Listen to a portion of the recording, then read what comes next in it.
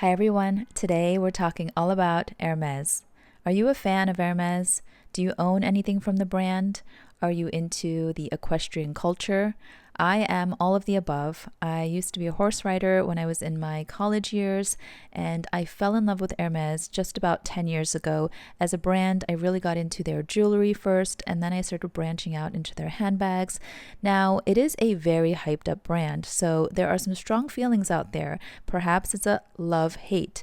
Now, this has been all over the internet, this viral TikTok video where this man in China is claiming that he's making the exact same quality bags as Hermes, but for a fraction of the price. And I actually did a whole video on this, and some of you commented saying that everything is made in China, and the people who actually purchase direct from the brand are just being completely ridiculous. They're crazy paying extra for bags that are made in China.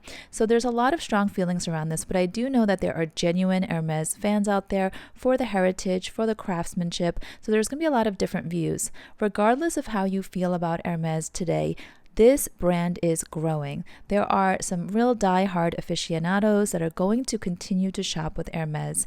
Now, I'm going to go into some of the financials of how they've been doing compared to the rest of the luxury market. I'm also going to share with you some exciting news about how they're ramping up production, where they're opening up new workshops. I'm also going to share with you how they are reacting to the tariffs in the US. So let's talk numbers.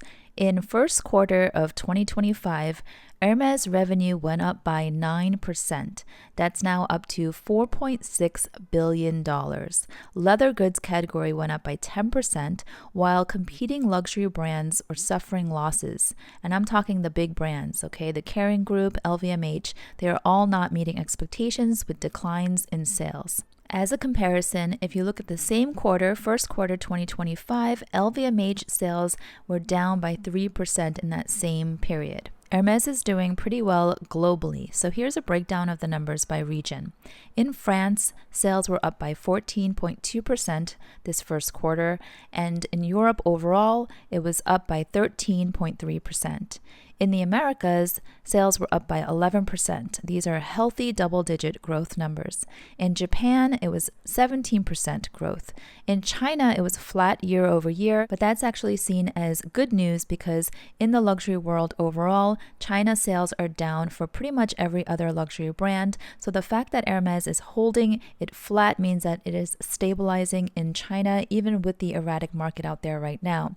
Now, there is also a lot of hype out there about Walmart, Birkin dupes, and of course the TikTok nonsense of everything being made in China for the same quality. Whether you believe it or not, I did my whole video. I said my whole spiel on that. You know where I stand if you watch that video. Here's the thing.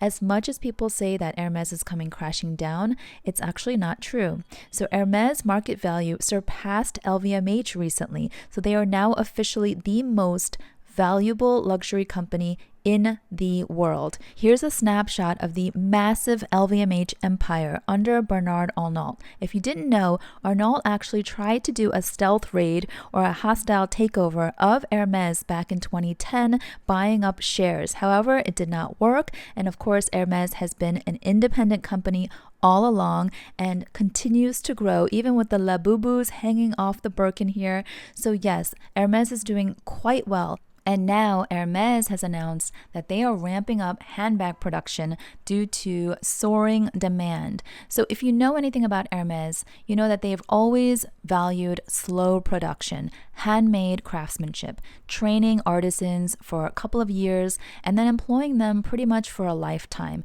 Whether you believe this story or not, you can do your own research. There are plenty of documentaries and videos and interviews with journalists and retired artisans. And if you are a true handbag enthusiast or aficionado of leather goods, or just really love the art of craft, I think there's so much to learn out there, and it's actually really fun and really insightful.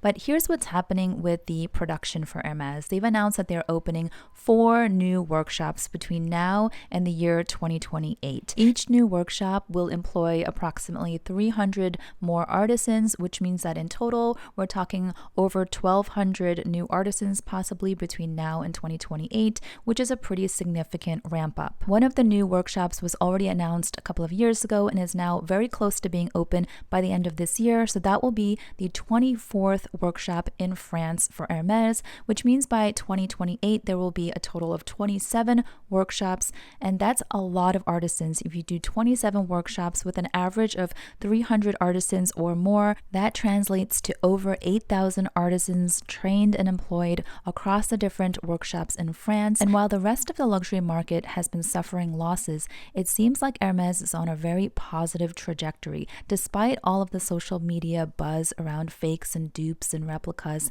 it seems like there has been no change in actual Hermes customer behavior, at least reported out by the company.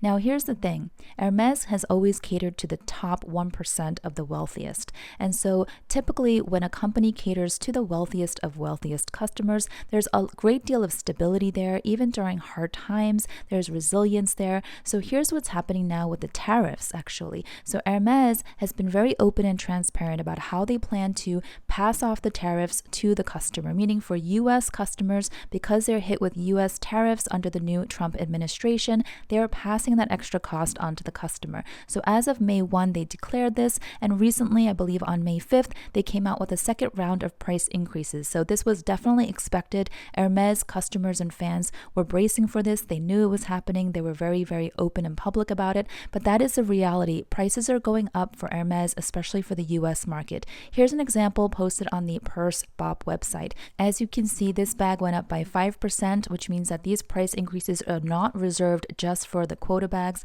Here also the jewelry has been impacted by about 5.5%. So you're going to see increased prices across the different categories, not just handbags. Here's a chart that was posted by the Purse Bop. You can see for reference about 5% is what we're looking at, 4.5% to 5.5%, in some cases as much as 6%. But these are the new prices on some of the items, just to give you an idea. Now, it's always possible that there will be luxury consumer fatigue or luxury boredom, or that there will be some market saturation or a total shift away from Hermes or a total shift away from luxury brands in general. Like I said, have seen a lot changing in the luxury landscape over the last couple of years, but it seems like Hermes has enough history and enough street cred up until now to continue growing, and it seems like those who are shying away from other luxury brands are actually gravitating towards Hermes, which is interesting. So I'm curious what you guys think. If you are a fan of Hermes or not, share your thoughts down below. There's no right or wrong answer. Obviously, this is all opinion. It seems like Hermes is going to continue to innovate, continue to ramp up production, continue to train more employees, more artisans, and they're going to continue their story. So let me know what you think about all of this, if there were any surprises, and how you're feeling overall about Hermes as a brand, as a company, and how you're feeling about the luxury fashion world these days. As always, thanks so much for watching. If you enjoyed this video, please give it a like, and I'll see you all next time. Bye-bye.